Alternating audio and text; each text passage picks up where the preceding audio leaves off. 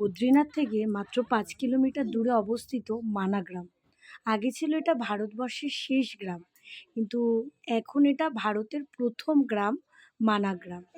এখানে গেলে এখানেই আর কি বলা হয় পঞ্চপাণ্ডবরা স্বর্গে, এটাই পঞ্চপাণ্ডবের স্বর্গে যাওয়ার মানে রাস্তা বলা হয়। এখানেই নাকি শেষ পঞ্চপাণ্ডবকে দেখা দিয়েছিল, আর এখানেই একমাত্র সরস্বতী নদীকে দেখা গেছে এখানে।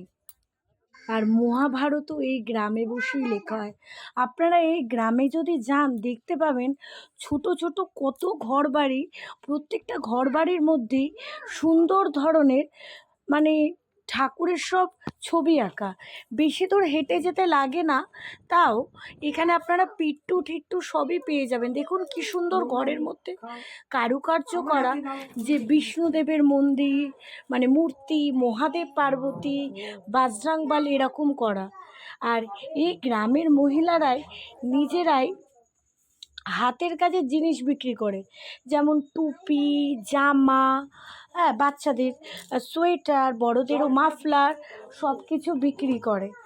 আর এখানে গেলে আপনারা যারা মানে যদি কেউ হাঁটতে না পারেন তার জন্য পিট্টুরও ব্যবস্থা আছে। অনেক সুন্দর সুন্দর জিনিস পাওয়া যায়। দেখুন এনারা এগুলো নিজে হাতে তৈরি করেন। আর এই গ্রামে অনেকের যে গ্যাস অম্বলের প্রবলেম হয় না, গ্যাস অম্বলের জন্য অনেক, আপনারা বদ্রীনাথ গেলে অবশ্যই এই গ্রামটা মানে ভিজিট করবেন। এই গ্রামের পাশে অনেক দোকানও আছে, আপনারা চাইলে ধোসা, পরোটা, ফ্রাইড রাইস খেতে পারবেন। খাবার ভালো, খারাপ নেই। যে সরস্বতী মানে মাতা, যে এখানেই সরস্বতী, আপনারা চাইলে জলও আনতে পারবেন, ছোট ছোট জার বিক্রি হচ্ছে। অনেকে বলতে পারে অনেকক্ষণ সময় লাগবে, যেটা আমরাও প্রথমে ভেবেছিলাম, কারণ তার আগে কেদারনাথ ট্রেক করেছিলাম, পাটা ব্যথা ছিল, কিন্তু গিয়ে দেখলাম অনেকক্ষণ লাগে না।